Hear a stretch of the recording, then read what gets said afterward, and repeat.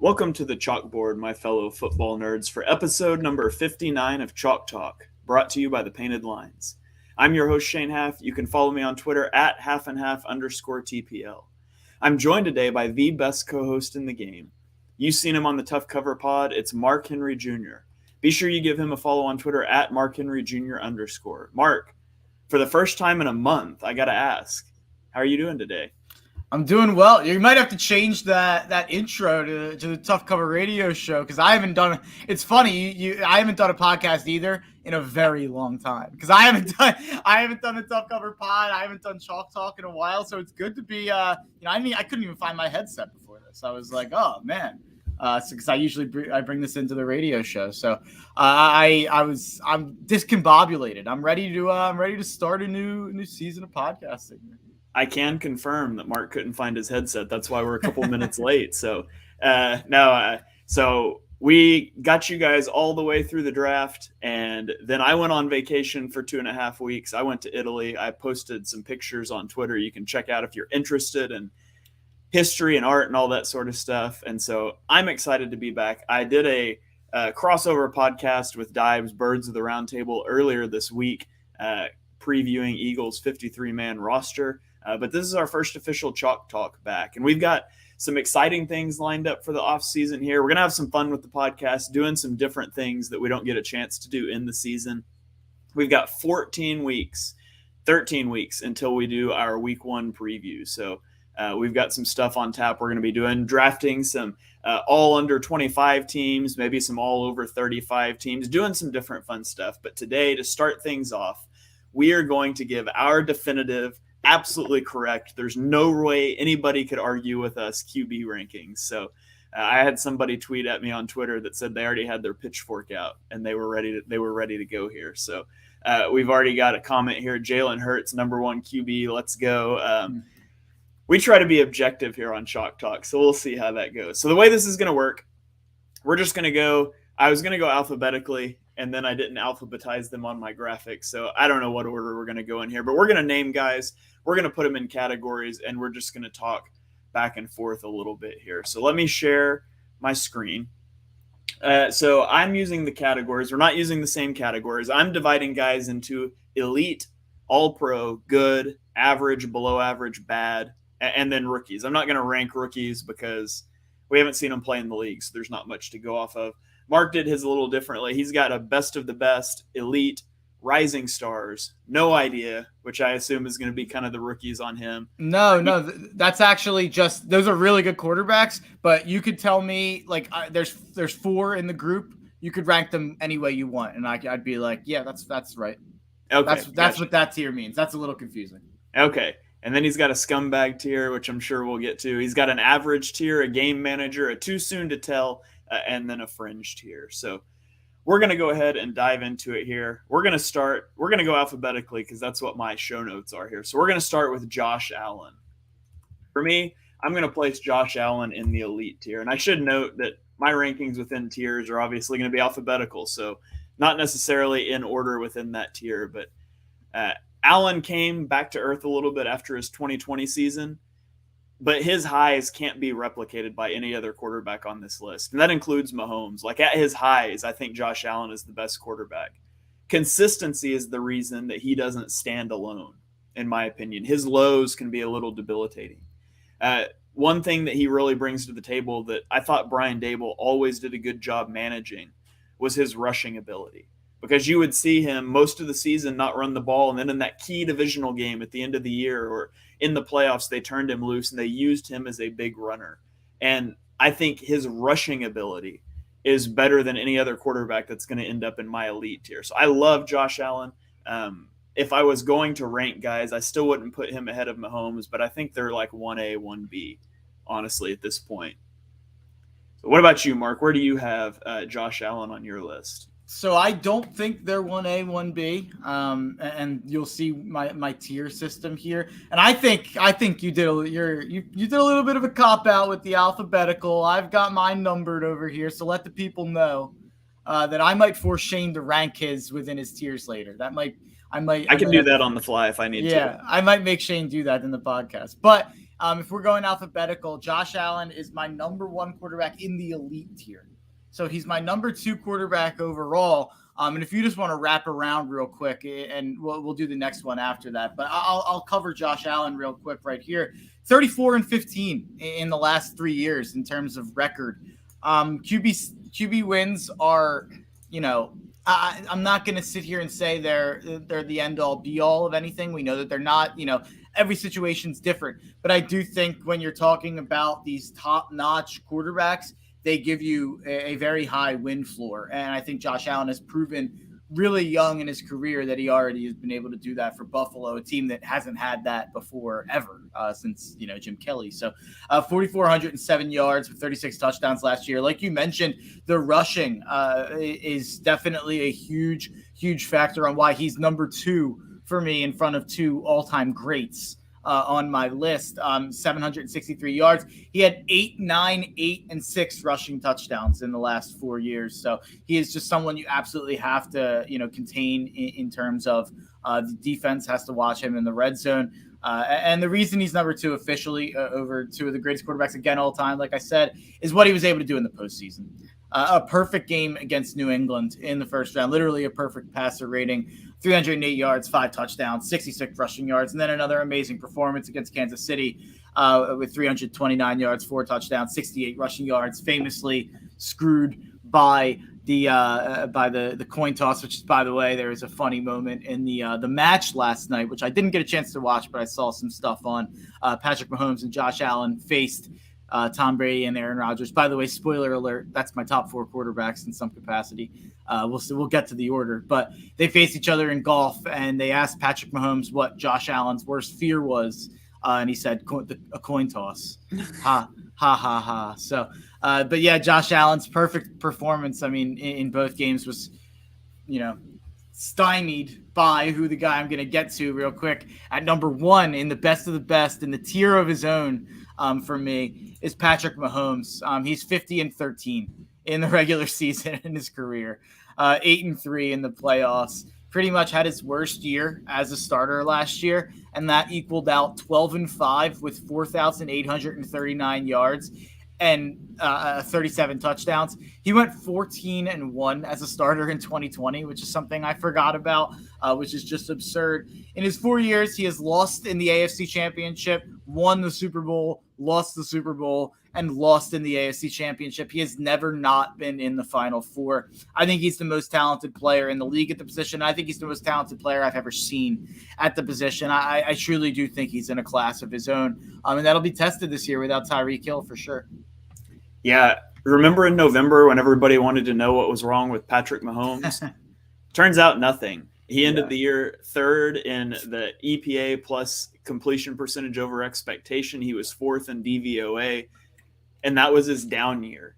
He completed 73% of his passes for over 1,000 yards, 11 touchdowns, and 3 interceptions in his 3 playoff games against the highest levels of competition. He's in my elite tier. And to me, I have him and Allen just right there together. If I had to separate, if I had to force rank them, I would put Mahomes ahead of Allen, but it's very, very close for me. We've got Mr. Crockpot chiming in again here. Says, what's the best time to go to the dentist? Tooth, Hurdy, and Martin. Boo! Joe Ciccoletti thinks it's hilarious. There's a scumbag category. We're going to get to that. But let's bounce back up to the top of the list here alphabetically. So after Josh Allen, we've got Tom Brady. And I'm going to put Tom Brady also in my elite category. I don't know how this guy does it. He's over 5,000 yards last year with the second lowest turnover-worthy play percentage. And he's, 44 years old last season? It's just ridiculous. I've thought every year for the last 5 years Tom Brady was going to fall off a cliff. And he hasn't done it. Until he does it, he's going to stay in the elite category for me. Yeah, he's my number 3 guy. So you can put him right behind Josh Allen in that elite tier. He's my number 3 ranked guy. He should have won MVP last year, honestly. I know Aaron Rodgers won it. But you mentioned, a bunch of stuff. All the accolades, all the winning he's done. He hasn't won less than 11 games in 12 years. He finished second behind Rodgers in that MVP. But he had 5,316 yards and 43 pass touchdowns with 6 interceptions. He played one more game than Rodgers, had 1,200 more yards, and had 6 touchdowns more than Rodgers. So I think he was the best quarterback in terms of, I think he probably had a better year than Mahomes or Allen did last year. But I think what they did in the playoffs probably supersedes that, and their youth a little bit and their ability to get out of the pocket is why he's number 3 and not number 1 or 2. But you could make an argument wherever with Tom Brady. Tom Brady versus Aaron Rodgers is certainly an interesting discussion, and kind of if you just want to wrap around for me and put Aaron Rodgers right under Tom Brady here in the elite tier, which is going to close out that tier for me. I think at some point Aaron Rodgers has to be penalized for losing 13-10 in a divisional playoff game at home to Jimmy G and the San Francisco 49ers. Like, I get it, the weather, I get it, your team doesn't draft receivers. I get it, the Niners defense was good. He's 1-3 in his last 4 playoff games, 6-8 in his last 14, and 7-9 in his last 16. I don't think he deserved the MVP, so that's an accolade that I don't think he deserved. He's an amazing player. I don't want to take anything away. Before Mahomes, I used to say he was the most talented quarterback I've ever seen play the position. But at a certain point, I think Mahomes and Allen have had incredible postseason performances the last couple of years. Tom Brady almost had one of the best comebacks in NFL history last year against the eventual Super Bowl champions in the LA Rams. Aaron Rodgers has to perform in the playoffs to be a top 3 quarterback, I think. Yeah, for years we talked about McCarthy only winning 1 Super Bowl with one of the most talented quarterbacks in the league, and now McCarthy's been gone for a while, and Rodgers still hasn't performed in the postseason. And so, I'm not saying McCarthy is a good coach by any stretch of the imagination, but I think that they were both probably pretty equally responsible for how those postseasons went. For me, I'm going to have Aaron Rodgers. He is in my elite tier. He's an elite regular season quarterback that just can't get it done in the postseason. But in the regular season last year, he had 37 touchdowns to 4 interceptions. He takes care of the football. He plays at a consistently high rate. And if I remember correctly, 2 of those 4 interceptions were in the first week of the season. Actually, 3 of them might have been. I can't remember now. I'd have to look that up. But he looked awful in the playoffs. The 49ers seem to have his number. He's an elite player that 25 plus other teams would love to have, but you do have to question his postseason accolades, his postseason record, and he is on the lower end of this elite tier for me because of that. Yeah, no, and for me, that's why he's number 4. But if you want to get to your next one, I think he's also going to be my next one. Okay, so Joe Burrow comes next alphabetically on the list. Next guy I was going to talk about. I really struggled with what tier to put Burrow in. That elite tier, do you put him in the elite tier? Is it still elite if you've got so many people in it? Is he the all-pro tier? But after what he did last season, I just can't bring myself to put him in that all-pro tier. I think he belongs in the elite tier with what he did. He's so cool under pressure, and he was under pressure constantly last year. And the arm strength, which was his biggest concern, it seems to be fading away. I mean, he was able to push the ball downfield. He was able to attack some windows aggressively that other quarterbacks wouldn't even see. And so for me, Joe Burrow falls in the elite tier. This was a tough one for me, though, to decide exactly where to slot him in if he hit that breakover point or not. Yeah, so for me, he didn't quite reach the tier on my thing with Josh Allen, Tom Brady, and Aaron Rodgers. I do think that he is just a shade below that, even after the incredible playoff run. But I have him as my 5th best quarterback. He's number 1 in the Rising Stars tier. Rising Stars is honestly maybe even a little bit disrespectful for what he is, because he's a superstar at this point. If you're a top 5 quarterback in the NFL, you're a star, you're a superstar. But what I mean by rising is everyone in this tier, in my opinion, has the potential to be a top 3 quarterback within the next couple of years, depending on how things break out. And we'll get to my next guy. But what Joe Burrow did to change the culture of Cincinnati so quickly is, it's one of the most unbelievable things a young quarterback has ever done. And I think things like what Joe Burrow did in his second year in Cincinnati will continue to skew how people grade young quarterbacks, because Joe Burrow is not normal. What Joe Burrow did in his second year with that rebuilding type of a roster is not normal, and it's an exception, and it's why he's a top 5 quarterback in the NFL. And you can't judge Trevor Lawrence and Tua and, Trey Lance and Justin Fields and even Zach Wilson, a guy I have judged, and others out there, Kenny Pickett, whoever you want to throw into this rookie thing. You can't judge all of these young quarterbacks in that mold, in where it's like, oh, it's the second year and we don't know yet. And it's like, that's how most quarterbacks are. Most quarterbacks aren't Joe Burrow. That's why he's an exception to the rule. That's why he's a top 5 quarterback, and that's why he's number 1 in that tier. Number 2 in that tier for me is Lamar Jackson, who maybe rising is even a little bit disrespectful to him. He's an MVP, but Lamar Jackson's the number 6 quarterback on my list. I think a lot of people would disagree with that. I think a lot of people would have him lower than that probably. But this guy, and a lot of people will scoff when they hear me say the next thing I'm going to say, but he's a winner. He's 37-11. If you have Lamar Jackson and he's healthy, you're going to make the playoffs. You're probably going to win your division, and you're going to compete for a bye.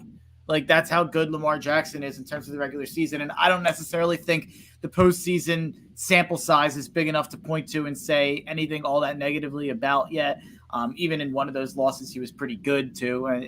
There's been some revisionist history on that if you look at the stats, but whatever. I don't want to sit here and defend Lamar Jackson for a whole podcast, which I could easily do. But I expect Baltimore to be right back in contention with a healthy Lamar this year, even though they continue to screw him year after year at the wide receiver position. I mean, ever since I've started podcasting in like early 2020, after the 2020 draft, it's been a 3-year crusade for me on the Ravens not valuing the wide receiver position.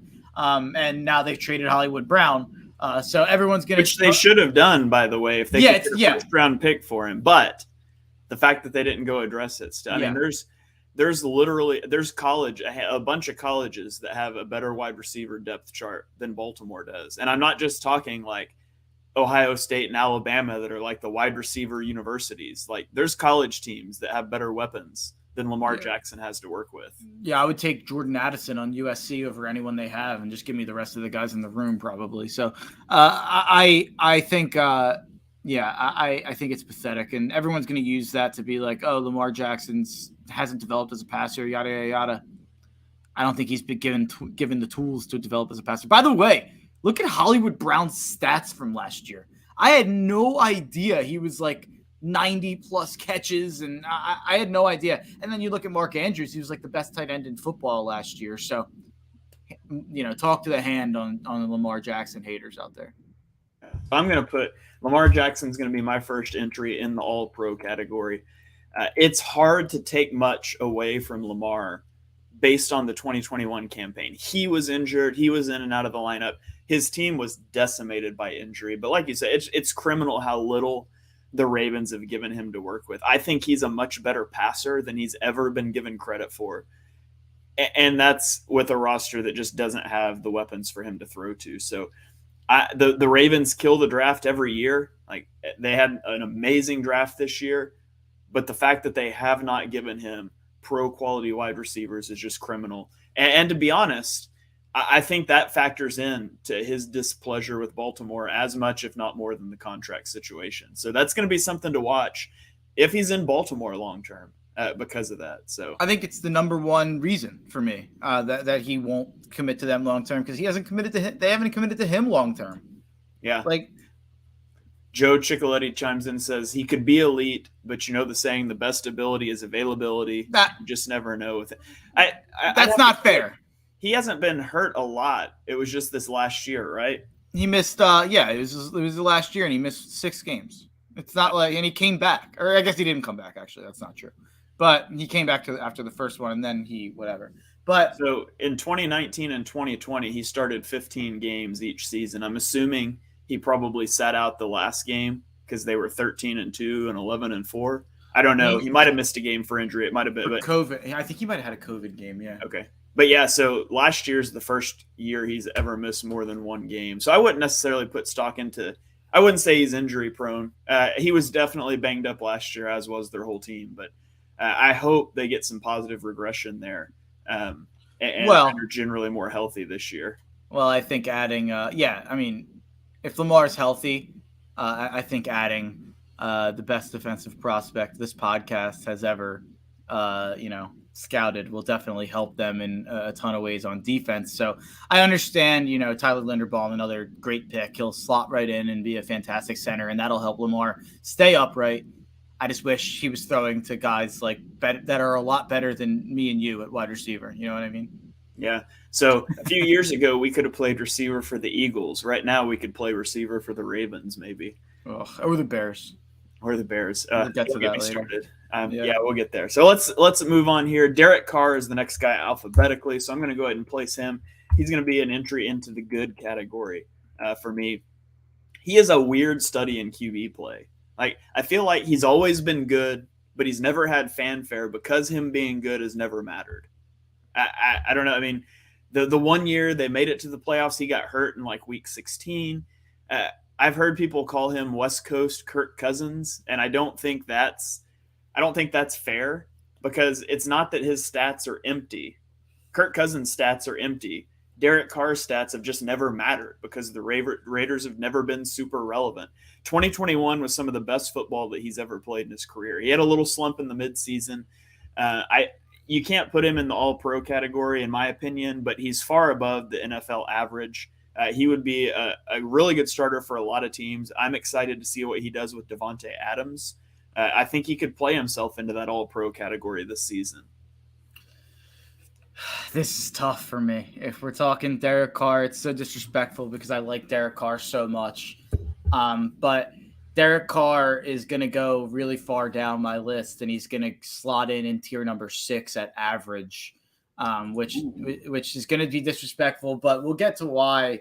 I tiered out my list a little bit more deliberately than Shane did in terms of I guess I had a shorter. I don't know how to word that. Sorry, folks. It's been a while since I podcasted, but I shortened that gap for each tier a little bit to make it really close. It was basically for me guys that I had trouble ranking were each tier, and that's kind of how I looked at it.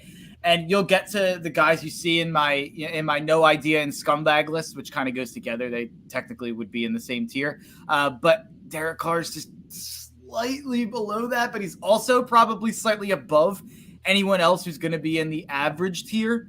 And there's a chance with Davante Adams this year that he firmly supplants himself in a higher tier for me. But he's still number 13 on my list. I don't know if you'd rank him much higher than 13 on your list, which you'll have to get to at some point. So I don't think we're that far apart technically. I just tiered mine out a little bit differently. So I'll kind of direct us to go in the next. Yeah. So what you're saying is that with Davante Adams, you think that Derek Carr could play himself out of your average tier into your scumbag tier? No, not a scumbag. Derek Carr, not a scumbag. Confirmed good dude, I think. I would put him in the I have no idea how to rank this tier, which we'll get to. That'll be a fun conversation. But I'll just real quick finish out my Rising Stars tier, and I think you'll want to talk about him anyway. I just want to get Justin Herbert off the list and put him in there. Justin Herbert comes in at number 7 from the Rising Stars list. He has the ability, like I said with Joe Burrow, like I said with Lamar Jackson, to play himself into being an MVP this year, to play himself into being top 3 on this list with Herbert or with Mahomes and Allen. And I think a lot of people already kind of do look at Mahomes, Allen, Burrow, and Herbert as the young, quartet, not trio, I guess it's 4 of them, the young quartet of young quarterbacks in the AFC that are going to, dominate that conference for years and years to come. Thankfully for us Eagles fans, we're on the other side of things, and it doesn't look like Mahomes, Burrow, Herbert, or Allen are leaving any of those places anytime soon. So it would be nice for us if they supplanted themselves as the top 4 quarterbacks, I guess. But and I think that there's a good chance that happens. There's absolutely a really, really good chance that happens. And the reason Herbert is just slightly below Burrow and Lamar for me, and again, QB wins are not an end-all, be-all. When it comes down to guys that are so close, you're nitpicking. You really are picking nits to determine, oh, this is what delineates these guys. And me and Shane have, had plenty of Burrow versus Herbert discussions before Burrow went to the Super Bowl. So I have to stick on that hill there with Burrow over Herbert. So I need to see Justin Herbert's team take that next step to being a legitimate contender. And by the way, I think they're going to do that. If you've listened to me and Shane talk at all, you would know that I think we both think the Chargers are going to win the Super Bowl this year. So I'm really high on what Herbert's going to do this year, and I think if we do this podcast next year, I think Herbert will be in that elite tier 100%.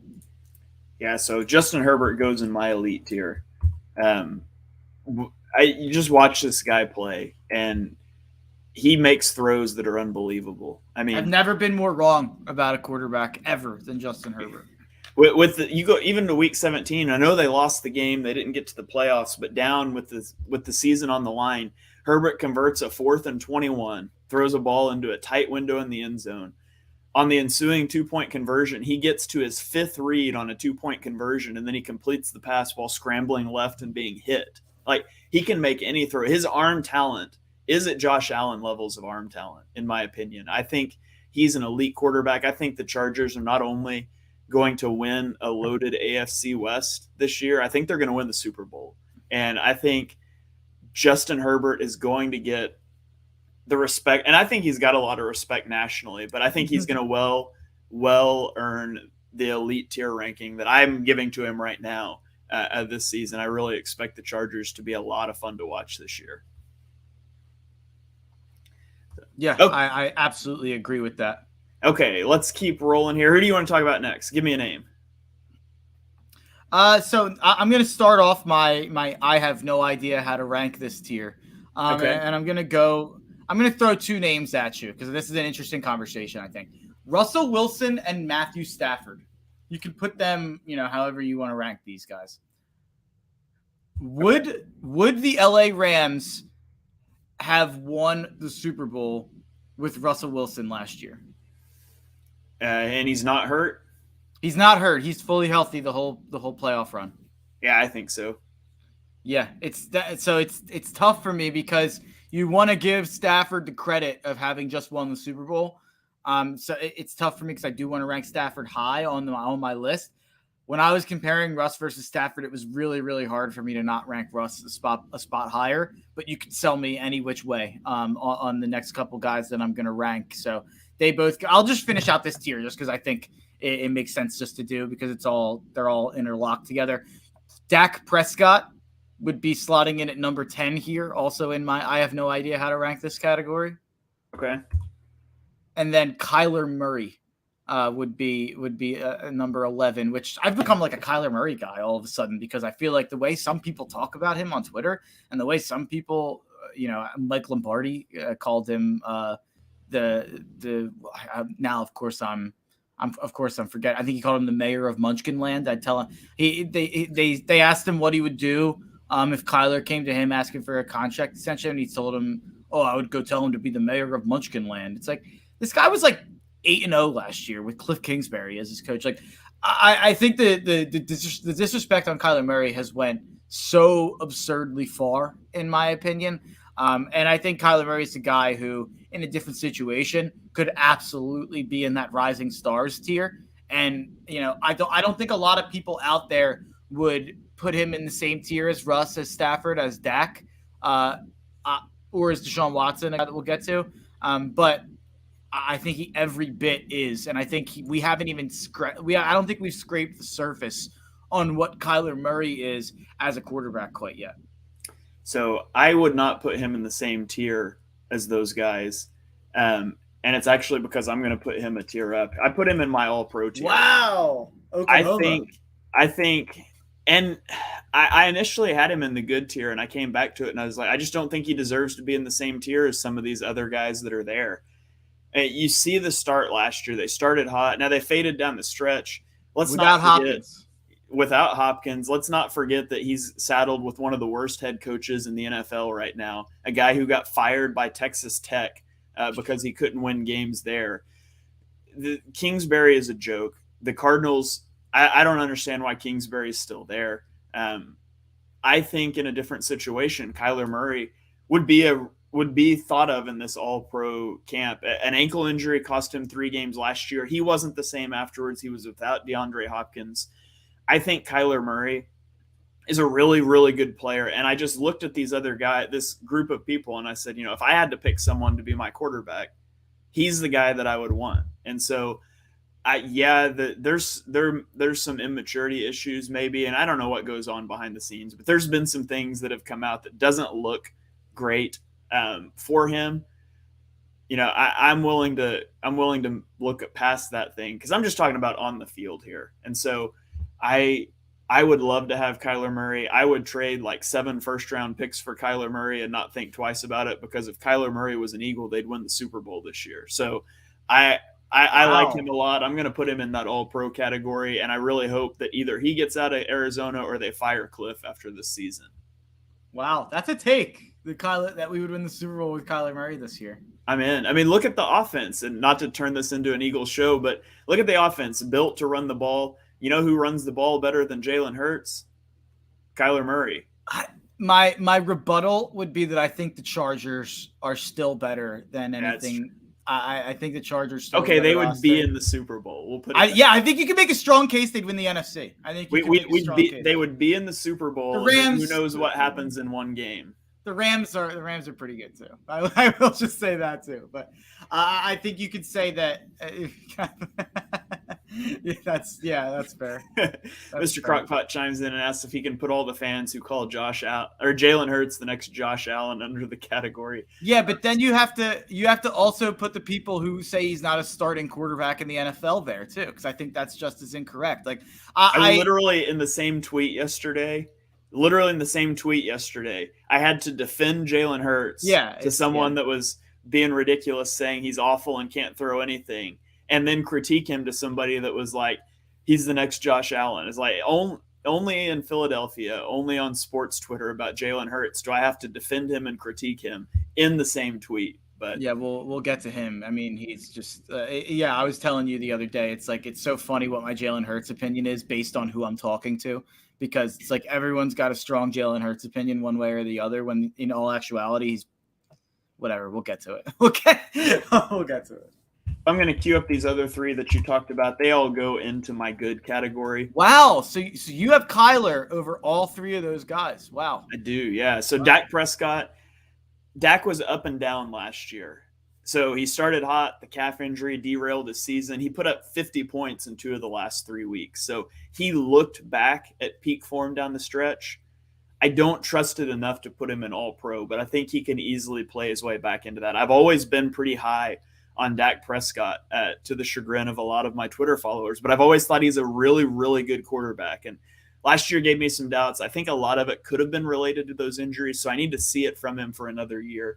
Of this group, I think he's the most likely to jump up a tier for me throughout the season. Matthew Stafford, when he's good, he's really good, but he had some incredible lows this season. And we were talking about at the end of the regular season, like he might be the reason that they don't make it to the Super Bowl.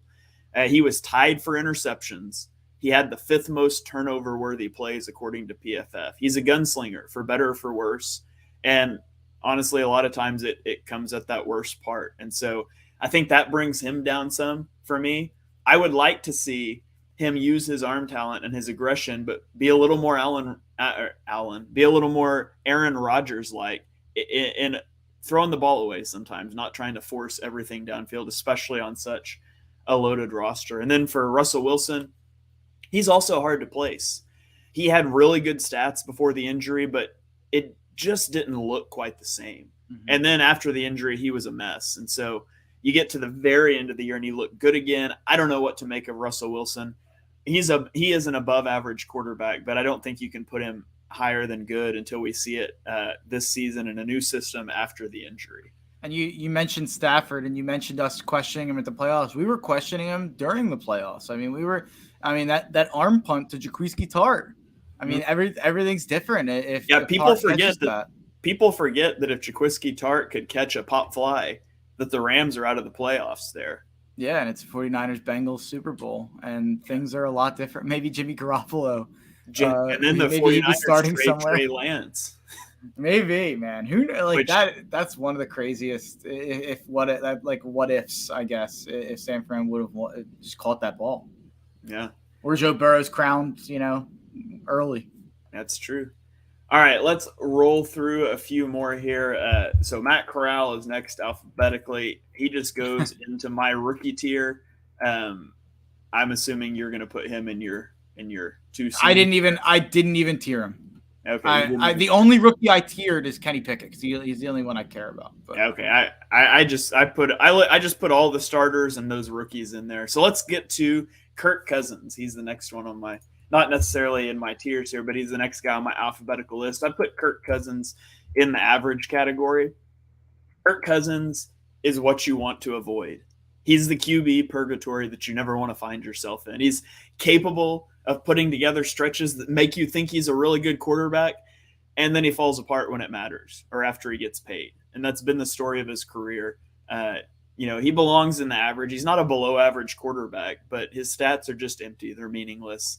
I really can't see any way to put him anywhere else. If you flip over to my tiers list, Kirk Cousins is the first entry into the scumbag. No, I'm just joking. But I will say the guy cooks steaks on the grill in like a tinfoil boat. I mean, come on, Kirk. Let's stop being ridiculous. I know Dives will respect that. I mean, Patrick Mahomes puts ketchup on his steak. I think he should go in the scumbag tier too. That gives me heartburn just to even hear. But get my sweet young prince Patrick Mahomes out of that scumbag tier. But Kirk Cousins, he goes number 2 on my average tier. And you mentioned Derek Carr being the West Coast Kirk Cousins. It feels disrespectful to me as a person to have Derek Carr right there next to Kirk Cousins, but it's just how it shook out. There really is, like, to me, there's a drop off, and it's interesting because there's a drop off from I think there's a big drop off after the top 4, and then I think there's another drop off after number 12, after my scumbag, and then Derek Carr at number 13. I almost think there's another drop off to Kirk Cousins. Like, Derek Carr almost should get like his own Derek Carr tier, but I have Kirk Cousins here at number 14 overall. But I think the wait is over. The one and only entry into my scumbag tier is Desean Watson. So Joe Chick was laughing at it. His team tried to trade for him, so he shouldn't be laughing over there. So did yours.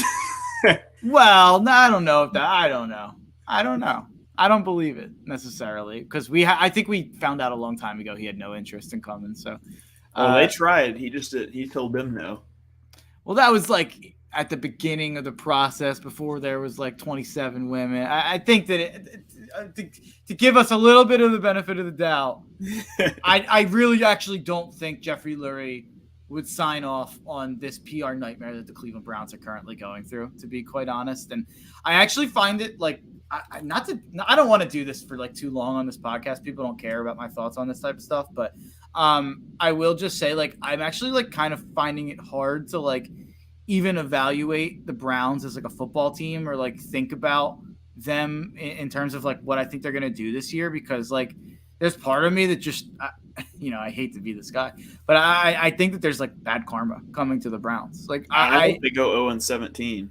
Like, I think that they're going to go like 7-10 or 8-9, and it's going to be like, oh, that's what happened. Like, I don't know. Maybe I'm wrong, but Deshaun Watson's a really good quarterback. I'm not, The Browns tweeted out Deshaun Watson throwing a pass to Kareem Hunt, and somebody, I can't remember who, it might have been Louis DiBiase, quote tweeted it and said, "Has there ever been a less likable team in the NFL?" Yeah. They went from like the fun, lovable upstart team that everyone kind of laughed at as, the lovable loser Browns, and then they started being good, and now no one's going to be rooting for the Browns. Maybe I'm wrong. Maybe they'll get what they want and they'll be really good, and this conversation will go by the wayside, and his lawyers will pay off the people he needs to pay off. And I find it hard. I and a lot of other people will kind of forget about it, but whatever. I don't want to get too bogged down in the conversation. He's a really, really, really, really good quarterback. And the shame of the whole thing for me in the Deshaun Watson conversation personally, I mean, very selfishly, I was a huge Deshaun Watson fan in terms of watching the guy play football dating back to his days at Clemson. I had Deshaun Watson ranked number 1 on the big board of his draft class. He went in the 20s, obviously, passed up on for Mitch Trubisky. But Deshaun Watson was a guy that I didn't understand coming out of his draft class, why after beating Alabama and doing the things he did at Clemson with the mobility that he had, with the arm that he had, that he wasn't the number 1 pick. And you know what? Like, I thought about this lately. Maybe not that I don't want to, like, maybe there were off the field concerns with Desean Watson. I do remember hearing stuff like that, like, oh, people aren't. It was more of the usual racist, like, work ethic stuff that you hear about black quarterbacks in the process. So I kind of attributed it to that. At a certain point, like with this Desean Watson situation, maybe people were right to not want to invest in him as their franchise face of the franchise in the first round. So I certainly wouldn't want to right now. So the Browns are in that situation, and it definitely affected how I looked at him in this little process. Yeah, for me, he falls in the all-pro category for me. I sincerely hope by the end of the year he's in that bad category. I hope he has a terrible season, washes out of the league. I mean, I'm so thankful that the Eagles didn't trade for him, because I could not watch a team with him as the face of your team. Real quick though, I've got a hypothetical for you. Given the situation, if you're the GM, you have to make the decision. Derek Carr, Dak Prescott, Russell Wilson, and Matthew Stafford are your quarterback, and you could have just swapped any of them directly for Desean Watson. Deshaun's going to come in and make the same amount of money as any of those guys. Are you dealing with the headache even though you have him a tier above? No. Yeah, I totally agree. And that kind of factored into me ranking them below those guys and in a different tier than those guys. Yeah. Yeah. I wouldn't trade anything for him. I wouldn't keep him on my roster. I'm with you. Okay, Joe Ciccoletti chimes in, says that he is switching teams this year from the Falcons. I would switch teams from the Falcons too. So good. Hey. To the 49ers, full-fledged Kyle Shanahan supporter, just to piss me off, the GOAT of head coaches. He is a GOAT at times when it comes to head coaches. I've got a rant about him, but I'll save it. We'll do a head coaching tiers podcast. I'll save it till we talk about Trey Lance, but then I won't probably get into it either, because we're going to be at like 3 hours of the podcast by that point. So I think that's next. I think it's going to go faster now. Yeah, it will. Let's roll on here. I'm going to place Sam Darnold. Sam Darnold goes into my bad category. Really not much to talk about there. I'm going to place a few more. Jared Goff, bad.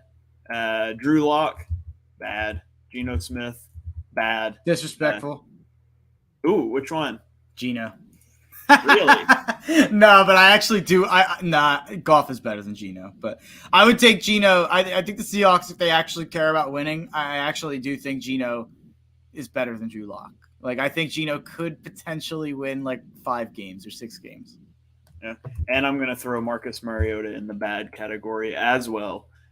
So I don't know what to think of him at all. All right, you want to place any of those guys in yours? Nah. Or did you have? I'll go through my tiers. Okay, yeah, I'll going, and I'll place mine as you do your tiers here. Who do you have next? I think this is the conversation right here. The number 15 quarterback on my list. I think this will be like the last long conversation we have. Really, it's Jalen Hurts.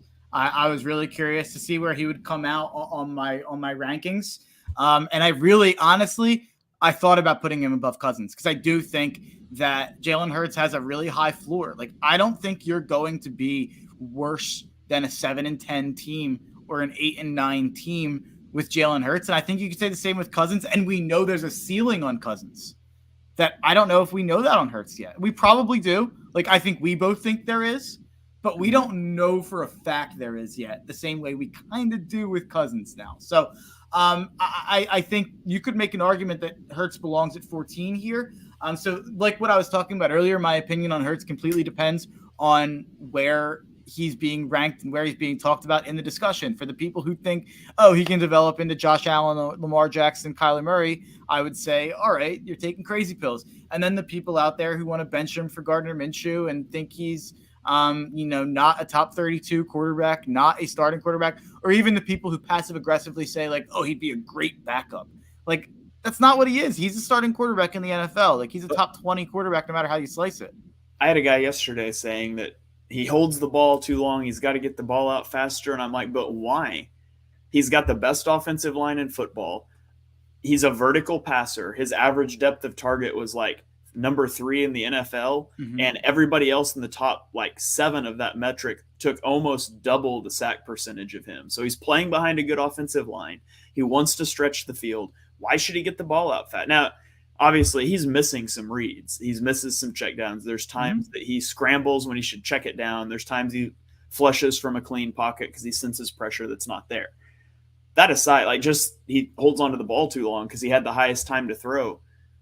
Why should you get the ball out faster if holding onto it's not leading to sacks? He has the luxury. That's why the Eagles invest in the offensive line.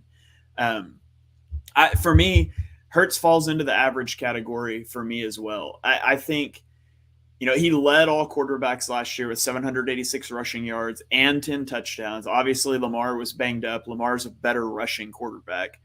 But Hurts' rushing ability gives him a high floor. That offensive line helps it. He needs work with reading his progressions, particularly over the middle of the field. He needs help with accuracy. But I'm not that concerned with him holding the ball. And like you said, he gives you a high floor because of his mobility. And he doesn't turn the ball over a lot. You look at guys in the draft process like Malik Willis, who you would say give you a high floor because of his running ability, but he turns the ball over a lot. That's not Hurts. He takes care of the football. And so he's an average. To me, he's in that average. He's in the teens for a quarterback. I think he is a quarterback that you could win. You can contend for a Super Bowl with if the roster is right while he's on a rookie contract. The problem becomes, I don't think you can win a Super Bowl with him on a second contract. Because when he's on that rookie deal, you can build out the rest of the roster. When you have to pay a quarterback, that quarterback has to be able to cover up deficiencies in your roster. Look at what the Chiefs are doing right now. They traded Tyreek Hill because they said, we've got the best quarterback in football. He doesn't need great receivers. That's not the case for a guy like Jalen Hurts. He can't cover over those deficiencies, and that's fine. I don't know that you commit to that long term, and this is going to be a big year for him. And so for right now, I do have Hurts in the average category, and I would rather have him than a guy like Kirk Cousins, absolutely, because I do think he has a ceiling that maybe hasn't been realized yet. I think there's a chance he can take that step into that good category and be committed to for a second contract, but he does have to take a leap there. So yeah, I mean, you can take me ranking him 15th a lot of ways. It depends how you view. It depends how you feel about him. I think some people will look at that and be like, "Oh, he can't be top 15. Like, how is he a top 15 quarterback in the NFL?" And then I think other people will look at that and be like, "Oh, he's only average." And it's like, yeah, I think if you go back to my tier, I think he's a tier above being a game manager because of what he brings with his legs. But he's average because of the things you mentioned about his deficiencies, about the middle of the field, and about missing certain reads. So that he's a perfectly average starting NFL quarterback, and that's what he is right now. He can grow beyond that. Maybe he can even regress. I mean, we've seen quarterbacks regress in Philadelphia before. So who knows what will happen? But he will definitely be I don't think he will ever be below the average tier because of what he brings with his legs and because of the fact that he, like you said, doesn't turn the ball over. So the next guy on my list while you're sorting things around here is another young guy on my average list, and it's Mac Jones. I think there's been a little revisionist history on the Patriots season this year and on Mac Jones in general because of a bad playoff loss to a really good Buffalo Bills team. I think people have kind of just assumed they won't be in the playoffs next year and assumed that, that was a bit of a fluke and all that stuff. They won 11 games. I mean, with a rookie game manager quarterback. And I felt like he got better throughout the year. He got, exposed in certain games and exposed in that playoff game against a really good Buffalo defense and a really good Buffalo coach. But I don't think Mac Jones is anything worse than average. And I think he's maybe even a step above game manager. And I would definitely rather have him than the guys that are going to come up next in my game manager tier. But the reason he's not in my too soon, it's funny because you're going to look at this and people are just going to look at the rankings and say oh, you think Mac Jones is better than Trevor Lawrence. I think I know what Mac Jones is. I think Mac Jones is going to be Kirk Cousins, Derek Carr-esque, and going to be that level of quarterback going forward. I think he gets the benefit of being on the New England Patriots and being with Bill Belichick, who's going to do everything possible to help him out. But the reason I put him in average instead of too soon is because I don't think it's too soon to know what Mac Jones is yet. Yeah, so I'm going to put Mac Jones in the average tier. For me, I watch him and I saw he starts the year really good. He comes back down to earth once teams kind of learn how to play against him. Two things were true about Mac Jones last season. He did much better than I thought he would, and he showed how far he has to go to be a winning quarterback in the NFL. And so for me, he falls in that average category. He is not. I'll say this: I feel more optimistic about Jalen Hurts winning a Super Bowl than Mac Jones winning a Super Bowl because that running ability is there for Hurts, and I don't think Mac Jones is special throwing the football, and I think you have to be if you're not going to have much mobility. And so I would rather have Jalen Hurts as my quarterback than Mac Jones, but I do think both of them still have a decent chance to grow, into that role moving forward. Yeah, I think it's close. I think that's a good pull. I'll put that up for sure. I would probably lean Mac Jones, probably just because of the situation. I think they'll eventually. I don't know though. Who knows? That's actually a really good conversation. My next one is another fun little conversation. After this, I swear it's gonna open up. We always say that. It's never true. Carson Wentz is the next on my average tier, and I think a lot of people will be like, he's bad or he stinks. I think people have really, again, like kind of revisionist history of what Carson Wentz was last year. Like, I think people remember him getting COVID because he was unvaccinated, and then people remember the Jacksonville game. This was a guy who went 9-8. I mean, this is a guy who had 3,600 yards, 27 touchdowns, and 7 interceptions. Like, I think he's perfectly average. Like, I don't think, like, if the Patriots had Carson Wentz instead of Mac Jones last year, I think they would have had the exact same season. If the Eagles had Carson Wentz, the version of Carson Wentz from last year instead of Jalen Hurts, I think they probably have the exact same season. I think that if he was on Minnesota instead of Kirk Cousins, probably the exact same season. Maybe Vegas is different. I think Carr had a way better year. But I think Carson Wentz is being disrespected in some capacities. I think the Colts made a mistake in moving on from him in terms of I don't think they made a mistake moving on from him. They should have drafted a quarterback. Chris Ballard can be talked about and heralded as this genius of all geniuses when it comes to draft picks and drafting and cap space and how to allocate resources. Let's take a look at what he's done at the quarterback position since Andrew Luck retired. Jacoby Brissett, a year of the corpse of Phillip Rivers, trading a first-round pick for Carson Wentz, who you immediately move on from to trade for Matt Ryan. And I think people have now, celebrated that decision to go and get Matt Ryan and to give up assets to whatever. I think Carson Wentz is a better quarterback right now than Matt Ryan. I think he had a better year last year. I think he's going to have a better year again this year. I think Carson Wentz, there's the potential that Carson Wentz moves up. I do think there's a potential that Carson Wentz has a better year than anyone else in this average tier. I think Washington, outside of organizationally, I think their organization's an absolute dumpster fire joke. But I think that he's got a lot to work with there. Yeah, so Carson Wentz also goes into my average tier.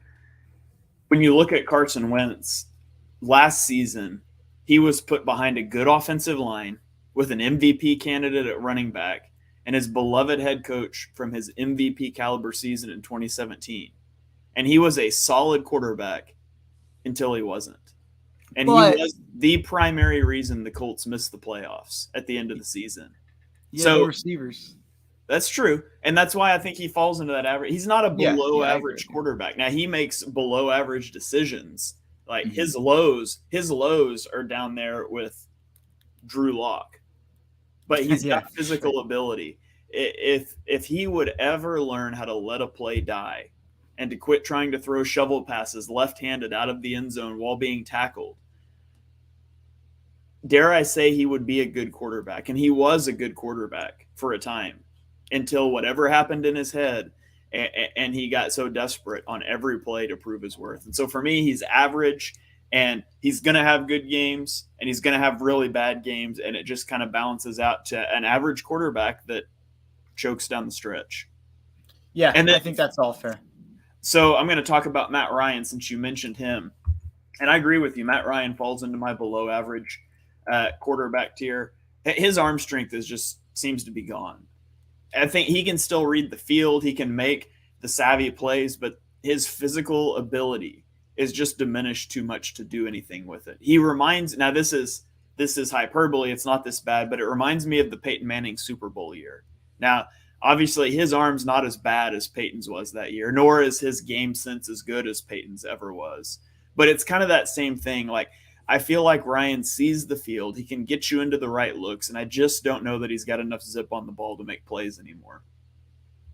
Yeah, Matt Ryan is far down my list. But that Carson Wentz closed out my average tier. I only have two people in my game manager tier, and it's funny. One of them is a guy that is currently not a starter in the NFL, and it's Jimmy Garoppolo.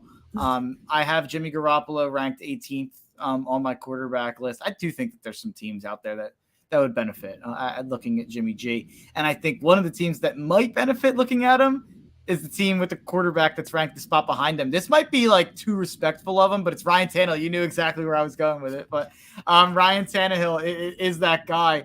I almost feel like this might, like, Tannehill should even be in the fringe. Like, that playoff game against Cincinnati is just so stuck and lodged into my brain on what Ryan Tannehill is, where he opened and closed the game with a pick and, sandwiched one in the middle there. It was a nice interception sandwich there to cost the Titans their season against Cincinnati. So that sticks so clearly in my head, but I still put him in that game manager tier because I think he's, like the third straight year he's won that division. So at a certain point, I have to give him a little bit of respect.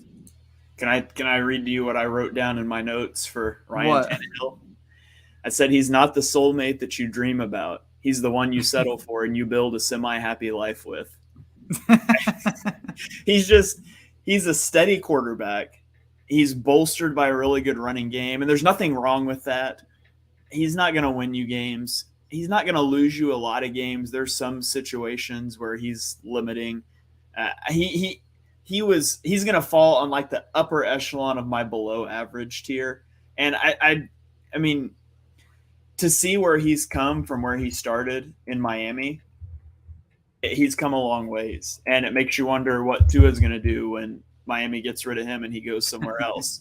But I would much rather have him than Matt Ryan. There's a lot of guys I would rather, a lot of teams would take Ryan Tannehill, but he's not your ideal. He's not the goal. He's not the guy that you're shooting for there. For Jimmy Garoppolo, I'm going to put him in the average tier. Yeah, Jimmy G. I think I have never seen a quarterback more willing to trigger throws over the middle of the field that he's not capable of making than Jimmy G. And, like, he's fearless, and sometimes he's like the opposite of Carson Wentz. He's the anti-Carson Wentz. Carson Wentz has no fear, and he should. Or, excuse me, Carson Wentz just, like, he's never going to let a play die. He's going to do whatever. Jimmy G, like, he will throw the ball into any window. He'll try. And sometimes I wish he would just be a little less aggressive. So game manager is a good mold for him. He's not going to win you a bunch of games. He's not going to lose you a lot of games. He's just kind of that steady guy that the 49ers wanted to replace for like 3 seasons, and they traded 3 first-round picks to go replace him, and they still couldn't replace him. And I'm just telling you right now, I fully expect Trey Lance to start week 1. And if Trey Lance struggles, I fully expect Jimmy G to be the starting quarterback by the end of the season again. I can feel it. It's going to happen. So I don't think Trey Lance is going to struggle. As long as they have Debo, I should. If he does, I'm saying if he does. Yeah, no, I totally hear you. If they have Debo, I really do think that offense and Kyle Shanahan and Trey Lance's just physical abilities are going to really shine, and I think he's going to be really good in this offense. I believe in Trey Lance. So me having Trey Lance in the too soon category is not anything to do with me thinking he's worse than Jimmy G or anything like that. You could put him number 3 in that too soon category if you want. But me putting him after Jimmy G is not saying that I don't think San Fran should move on and try Trey Lance this year. I absolutely think they should. And I heard Greg Rosenthal, a cheap plug for Around the NFL, a great podcast, but Greg Rosenthal basically said, like, I think a lot of people think because of what Jimmy G was able to do for San Francisco that, like, they made the right decision by having him be the starter. But he was saying, like, he was really impressed by a lot of the things Trey Lance showed in that last game against Houston.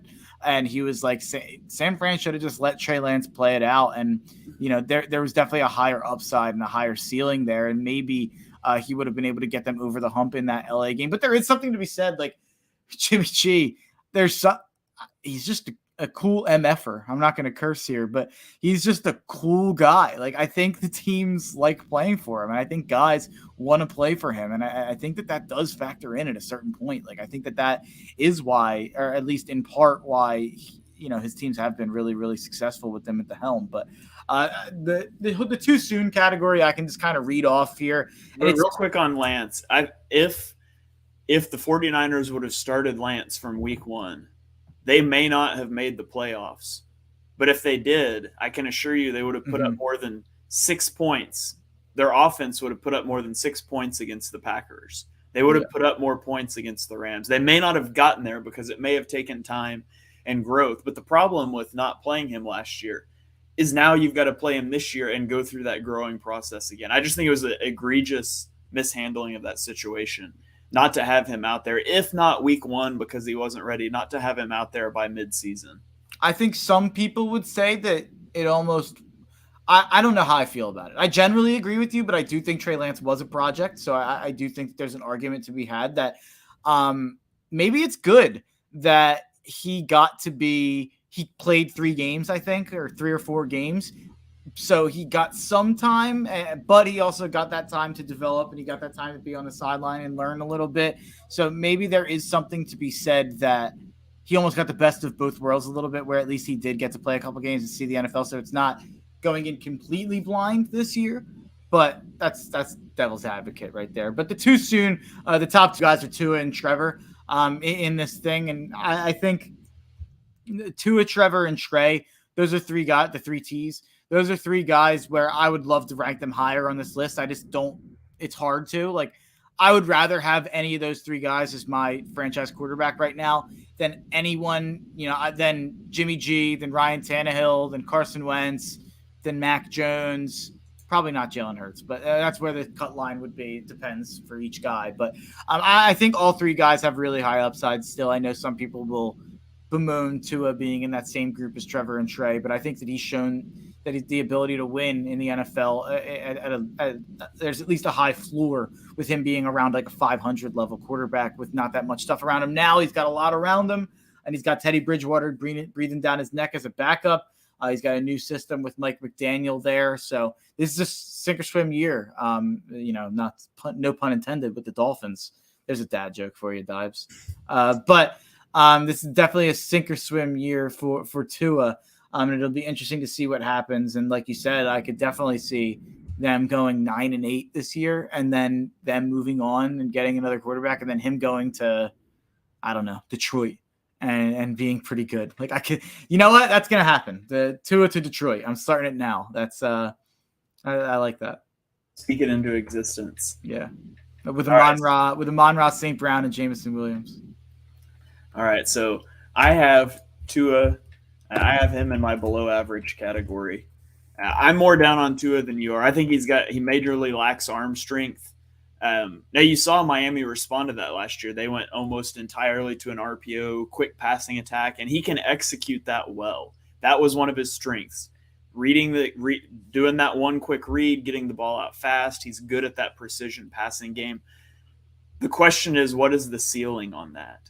Now, the Dolphins added a lot of pressure onto that with the Tyreek Hill acquisition, because now you have the guy that can take the top off the defense, and so they have to respect that. So if you line up and you've got, the RPO slant with Hill running a vertical route on the backside, you can't cheat onto that slant. It's going to open some things up, but I think the pressure's on Tua here. I don't think he's long for Miami, although people say that the reason that Flores was gone was because he didn't want to move forward with Tua, and the front office did. And so maybe they're more committed to him than we think. He has a chance to play himself out of that tier for me, whereas Tannehill and Matt Ryan really don't. But that's where I have him right now. And then for Trevor Lawrence, I put him in the good category. And it's a little early. I think people criminally misunderstand how good Trevor Lawrence played last year. to get to the point that he was. Like, you can look at his stats, you can look at their win-loss record, but if you don't go watch his games, you have to see how phenomenally he played. I mean, there was a growing process, but he played much better than people think. He was saddled with a head coach that didn't even want to be a coach, a woeful roster around him.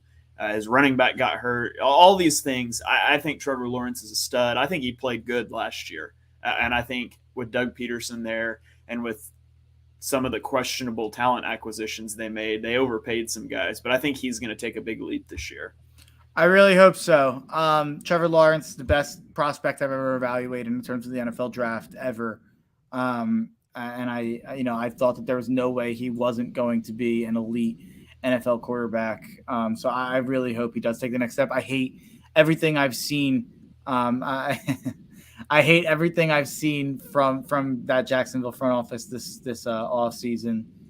Tony Khan, for the AEW fans out there, this guy's running the Jags into the ground too. So that's a joke for my wrestling fans. But I can't stand what Jacksonville's done this offseason. But, Trevor Lawrence might be a Joe Burrow level guy that once you get competent coaching like Doug Peterson and at least some talent around him, maybe he is just going to be able to, create a culture by himself and lift that team by its bootstraps kind of. That's what I'm really hoping to see this year out of Trevor. So get to a few comments here before we move on. Your buddy Joe Chick wants to know why Carson Strong is not in your best of the best category.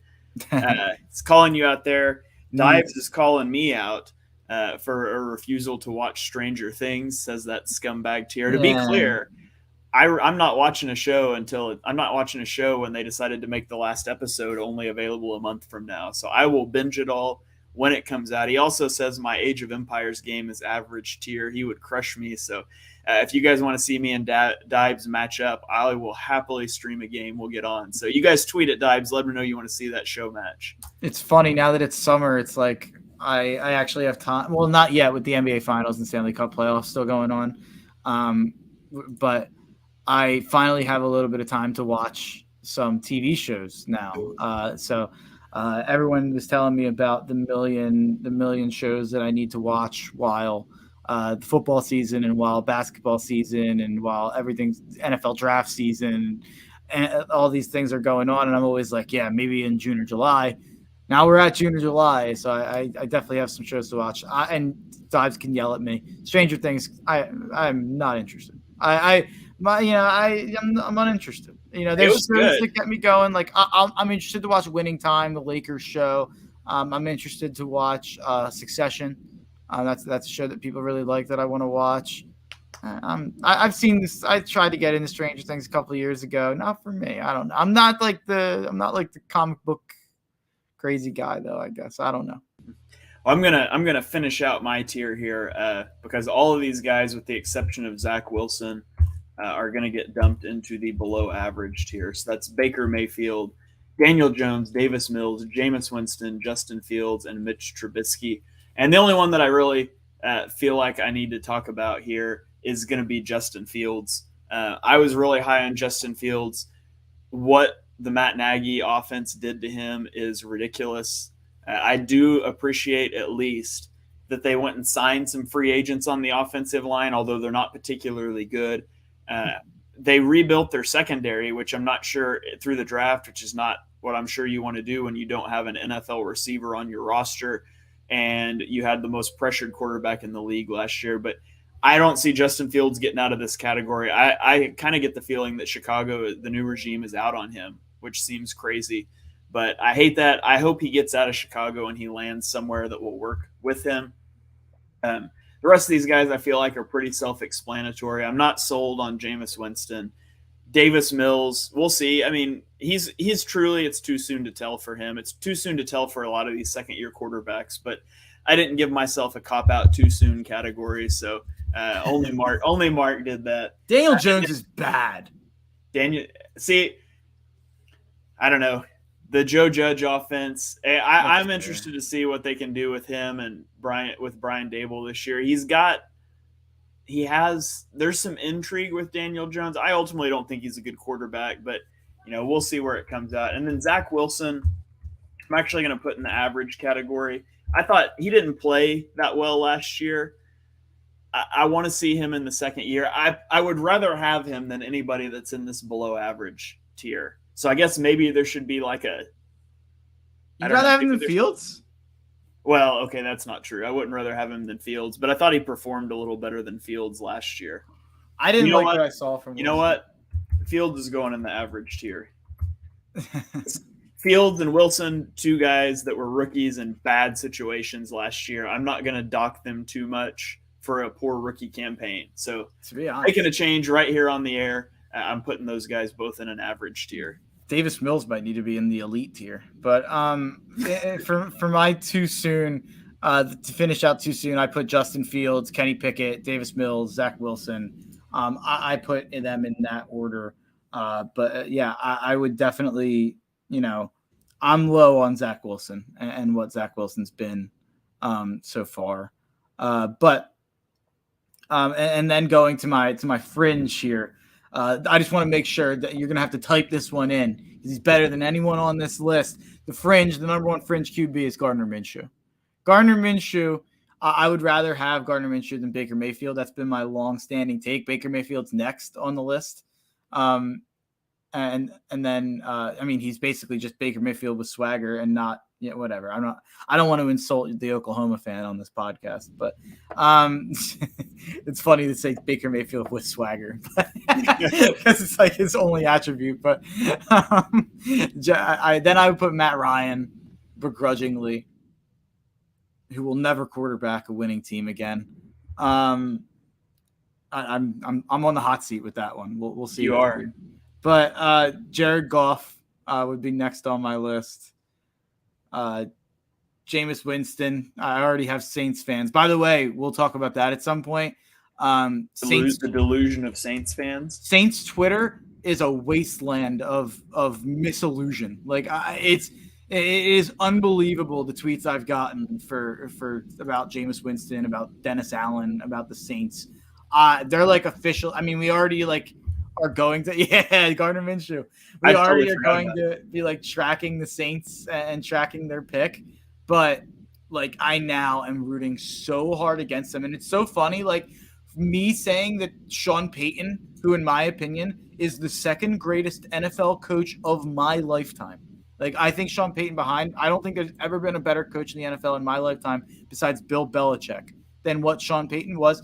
Me suggesting to New Orleans fans that Sean Payton leaving an organization is going to cost them a couple wins is the most blasphemous thing in the world. Who knew New Orleans Saints fans didn't respect Sean Payton? That's an unbelievable. Do they remember what happened when he got suspended for a year? Yeah, I mean, I don't know. It's unbelievable that Saints fans just don't respect Sean Payton as a head coach. You never would have thought it.